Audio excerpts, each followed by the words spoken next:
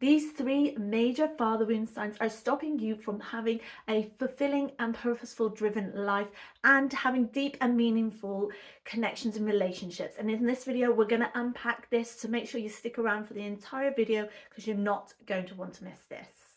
Hi, my name is Christina and I'm here to support you on your healing and spiritual journey. Don't forget to hit that subscribe button so you can live a more purposeful, peace and spiritual life. So the first sign that you have a daddy issue is that you fear abandonment. The abandonment fear comes from the absent father. A lot of fathers do end up becoming absent, whether that is because the mother and father separated, there was a messy divorce and mother stopped the dad seeing children, or just emotionally absent. It's not just physically absent, but it's also emotionally absent. And what happens here is then the person becomes fearful of being left, being abandoned emotionally and physically. And because we fear abandonment, this shows up in our relationships. Because our relationship with our dads is our first male relationship, then that transcends into how we are going to show up in future relationships with men and just the masculine. So that means if we have this abandonment fear, this abandonment issue, this wound, then we go into relationships either one of two ways. We either become highly needy and highly attached and don't want to let them go because we are fearing that abandonment. So we always feel we have to be in a relationship. Or we don't get close. We don't get emotionally invested. We self-sabotage the relationship because we fear that that person is just ultimately going to leave us, just like our father did. This can really be destroying for our relationships because we either become overly codependent and needy, or we end up not having deep and meaningful relationships and fear connection and emotional availability because we weren't used to that. When we get into relationships, a codependency relationship, because we depend on the other person to meet our needs because our fathers weren't there to meet our own needs. This can really be life destroying because even if we feel this relationship is not for us, we cling on to this idea of this relationship is going to be perfect. We don't want to let go of that person. We don't want to end the relationship because we fear the abandonment. We fear we're going to be left. We fear that we're never going to be able to find that perfect person again. So then it holds you back in a relationship that is not in alignment with who you are and where you are going in life. So we are always constantly being in relationships that are not in alignment because we are holding on to this wound. We are holding on to this inner child wound that we have not healed yet. We have no awareness of it because it's been in our shadows. And then it plays out in our life, destroying our relationships, whether it's codependency, whether that's not getting into relationships because you fear the abandonment. I have my own father wounds as well. My father abandoned me. He was nowhere in my life. My mother and father divorced when I was roughly, I want to say 6, 7. And it was a messy divorce. My mum would brainwash us against our dad. I have no issues against my father. He was a drug addict and he chose that over us.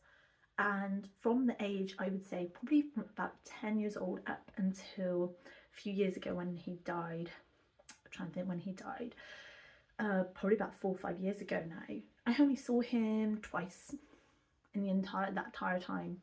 It stopped me from actually going to see him, just visiting him, because it was so hurtful. It was so painful. Even though I was deeply wounded and hurt by this, and I wanted a deep and meaningful relationship with him, but it hurt way too much to even be around him. And I shut that away for so long.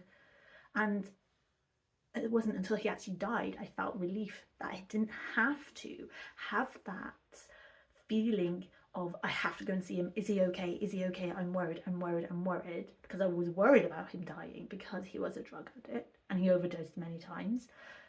And then when it came and got the news that he did pass away, it was just a weight lifted off my shoulders. I know that sounds very bad. It was like, well, at least I don't have to worry about that anymore. But that doesn't mean my issues weren't still there. They were still there. And I do the inner work now, I do the inner child healing and see how it is playing out in my own current relationship with my partner. And if you want to go deeper into your inner child and heal those wounds, those father wounds, I'm hosting an inner child workshop on the 16th of June. And in this workshop, we'll be reconnecting to our inner child, understanding our limiting beliefs that are formed in childhood, how we develop a sense of self and the ego, and where a lot of our wounding comes from.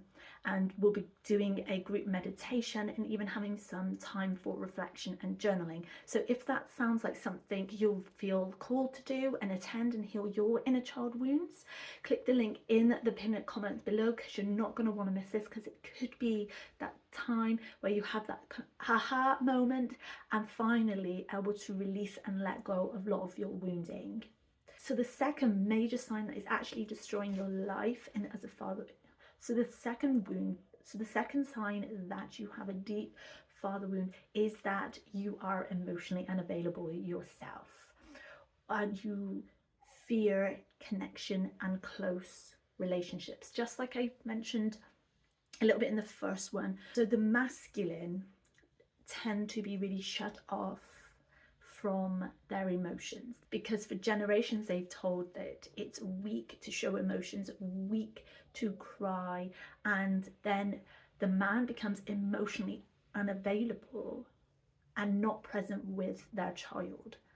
So this then, the child then internalizes that as that there must be something wrong with me. They don't feel good enough because the father isn't showing them love, connection.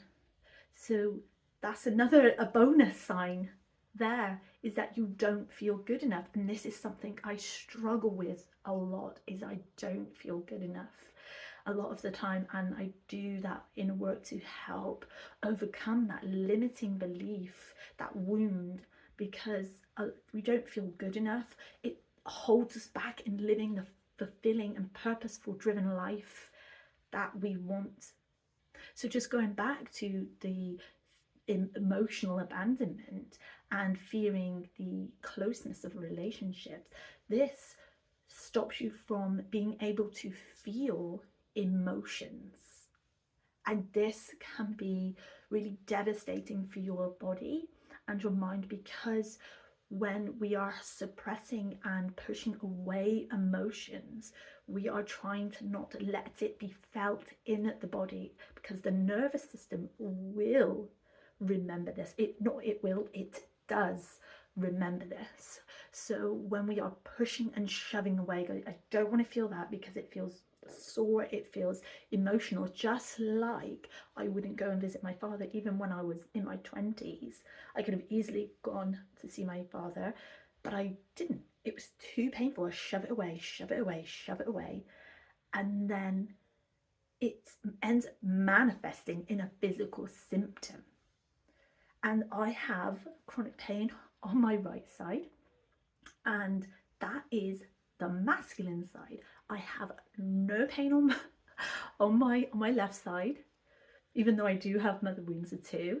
But majorly, I have chronic pain in my ribs, a nerve issue. I get aches and pains all down my right leg, and I have to do a lot of somatic exercises to release that. My right hip feels very tight and tense.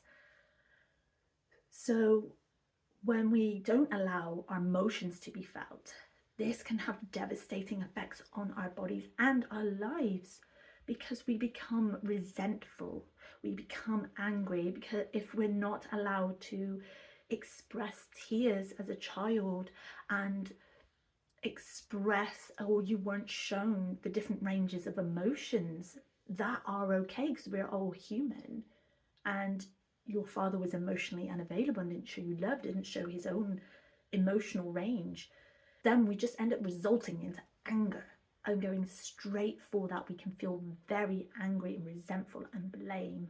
So when you cannot be with your own emotions, there's no chance on earth at all you will be able to be emotionally available for your partner, be able to sit and hold space for their emotions, because you cannot even be with your own emotions.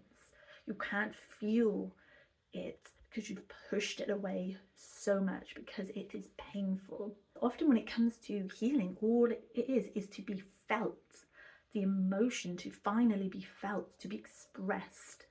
And sometimes that is anger, it's okay to be angry, and sometimes that is sadness and crying.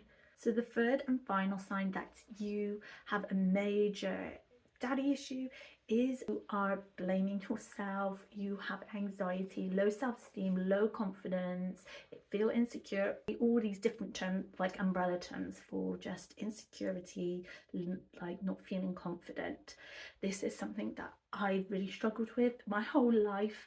I was labeled as shy, introvert, and like I lacked confidence. I internalized that as my sense of self, of that's who I am when I'm not. I'm a limitless, eternal being, and nobody can tell me who I am. I know who I am.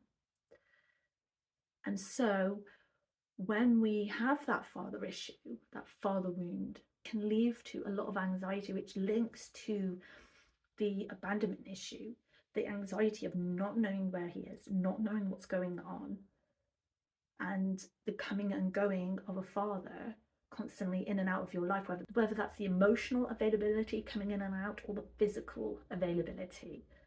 And anxiety can be really debilitating. It can really stop us from having that really fulfilling and purposeful driven life that we want, because we are holding ourselves back, because we lack confidence, we feel insecure, we feel like we are not good enough. It links back to the wound of not feeling good enough. And because we were maybe put down by our father, when the father wasn't there for us. So when you begin to do that inner work and see these wounds that you have, you can begin to transcend these, do that work and see the shadow for what it is and shine the light on those beliefs, and know that they don't have to rule your life. You can have awareness of it and then reframe these limiting beliefs that your inner child has internalized. Because that's what I did my whole entire life. I was told that I was shy, I wasn't good enough, that I lacked confidence, and I would be the one standing at the back of the room, standing in the corner, like, nobody look at me, I don't want to interact. And I've changed that, I've shifted that. I'm more confident now. I can stand in this front of this camera and not give a fuck what anybody thinks. I can go live, I can do whatever it is in my business, so then I can live a fulfilling and purposeful driven life. So we limit ourselves when we hold on to these wounds.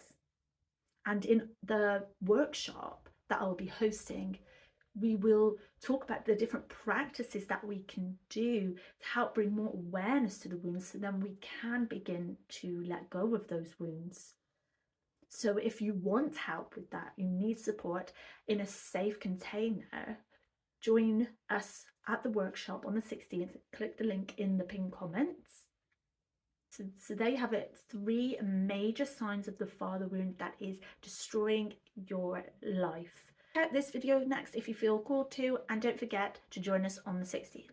Much love.